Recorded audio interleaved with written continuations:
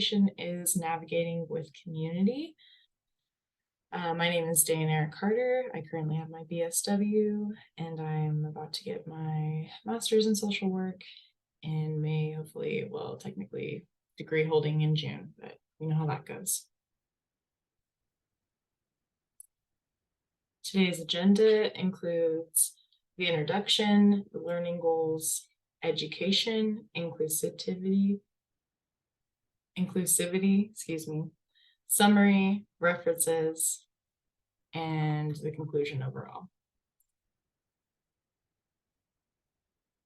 Our introduction includes immigrants and refugees flee to foreign countries due to unforeseen circumstances, usually causing them to be in a state of shock when they first arrive in the country they flee to. We, as established citizens of the United States who stole and reclaimed the land that we celebrate as our native land, and have the power and the responsibility to welcome individuals to our land of the free.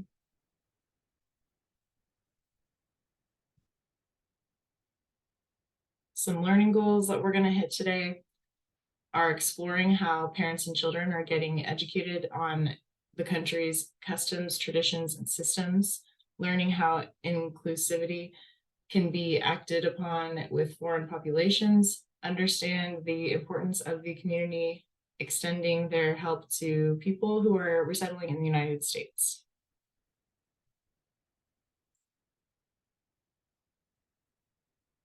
I want to talk about this quote real quick, which is, "When I let go of what I am, I become what I might be." This is by Lao Tzu, an ancient Chinese philosopher. I probably did not pronounce that correctly, and I apologize. But this just meant a lot to me. It really spoke to me from one of the readings that I referenced in the later slides. And this is because we don't always have to keep the traditions and the things that were shown in our everyday lives and cultures that we grow up in. I think that we do honor the ones that we enjoy and that ones that we celebrate and honor our culture in the way that we'd like to have it honored in our each individual and embraced cultures that we so happily do embrace. But the point is that we don't have to stay in that same pattern if we don't want to. We can become who we want to be or who we might be by letting go of some of those things or learning to change how we think about certain things, because not everything is what we originally think it is or what it seems to be at its original stance. So, and that being said, let me segue into a little bit more into detail about this presentation. Originally, I planned to have a matching kind of system with families who are already in the United States and who are part of the community as legal citizens of the United States. And that the research did not fulfill those types of connections or those types of resources or any type of move towards those kinds of efforts. Although I did note that in the presentation, and I forget who it was by.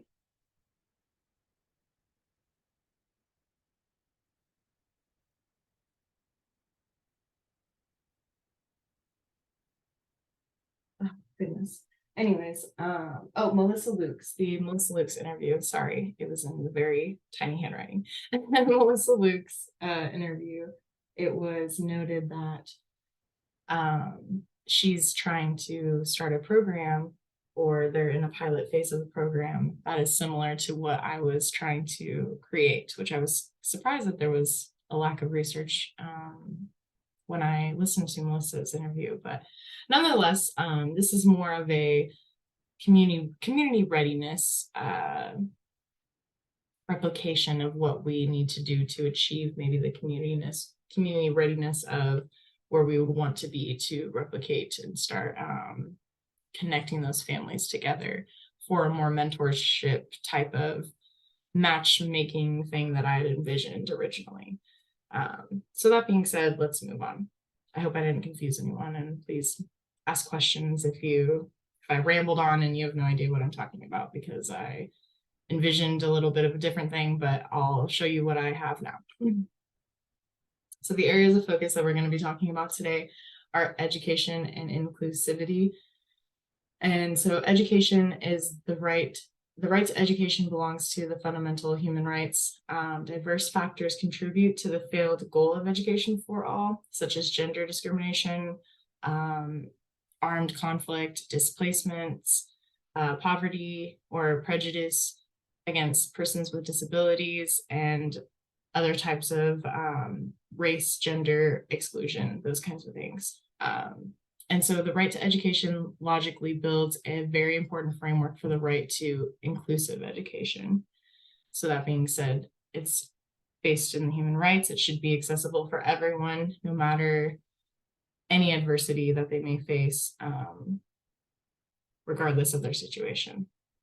So then moving on to inclusivity, these values are often at odds with more culturally affirming policies and practices in schools, such as culturally sustaining and translanguaging pedagogies that promote cultural and linguistic development in diverse and educational contexts. Sorry, very choppy. Inclusion involves a process of systemic reform, embodying changes and modifications in content, teaching methods, approaches, structures, and strategies in education to overcome these barriers. So we want to include multiple different strategies because everyone has different types of learning. And that being said, we need to adapt to all those different types of learning, whether or not that's listening, visual learning, writing, or actively trying to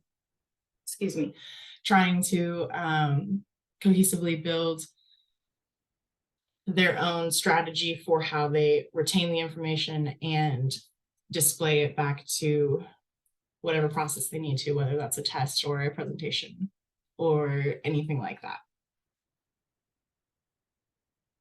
So the plan for intervention includes gathering materials, books, videos, activities that assist in educating individuals. Our development plan would be creating a resource list of educational items to utilize for these families that we would be educating, or the community that would be educating. And that would be the community that is established in the United States already, as well as the resettlers, on how the community that they have resettled in works or how it functions. And then exploring services that provide resettlement for those individuals that I mentioned. And then the design is to pair community members and families with immigrants and refugees who need assistance with navigating the United States systems. So just like the processes and the expertise of them. And then the strategy that we would use is the Family Crisis Migration Stress Framework as an inclusive approach to working with families. So the framework really discusses an inclusive approach and hits classrooms, communities, and countries in an inclusive manner, as well as policy change and contributions that way. And then our networking would be after initiating and introducing the pair together through icebreakers and ego maps, contact will continue through one another. So the initial phase would be that the families meet together and that they're matched together. And then after those icebreakers and ego maps are shared together with the families, the community member family that's matched with the person, and then the refugee immigrant family or the resettled family, they would be a pair, and then they would share their strengths and support, with their ego maps, and then get to know one another with the icebreakers as well. So an inclusive education is what we're going towards as for a goal. And the list of educational tools involve Welcoming the Stranger, which is a Christian response to the immigration dilemma. And that would be to educate families who are religious-based, Christian-based, faith-based, who don't understand the dynamic of involving community with resettled individuals. And then another resource would be How to Make a Life, Tibetan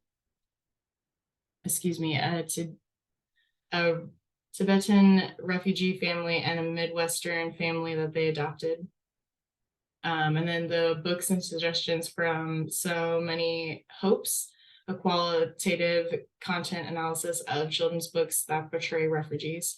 So these children's books have multiple different strategies to address being included in and displayed in for someone to look up to for children that are resettling in the United States, as well as for other children who maybe are trying to be taught how to be a community member to a resettled person or family or individual. And they show very good examples and basic examples of how to make those connections and how to display those connections towards one another. And so utilizing the crisis migrant family stress framework to cultivate an inclusive approach to pairing these people and families with the community member to assist with navigating. So we use that framework to pair these individuals, and then it consolidates what is known as the multiple factors affecting mental health crisis or outcomes of crisis migrants into one cohesive model, and it includes family functioning, parental mental health, child and adolescent mental health, and family resilience. So all four of those factors and many more are being included in these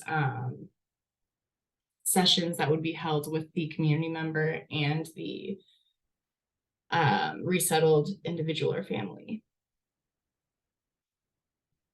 And then how we get there is just providing this education and these tools to geared towards schools, mental health, and politics. So in schools are public institutions such as are public institutions such as schools serve an important role in introducing and acclimating newcomer, refugee, and immigrant youth to linguistic, social, cultural, and political landscapes in resettled contexts. And then mental health would be the needs of refugee youth are unique and complex, along with learning to navigate their new lives in the US while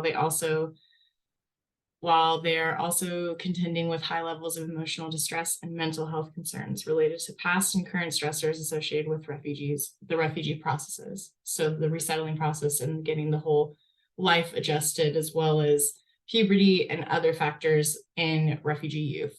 And then politics, the background, navigating the resettlement process and ongoing coping with impacts of trauma and stress.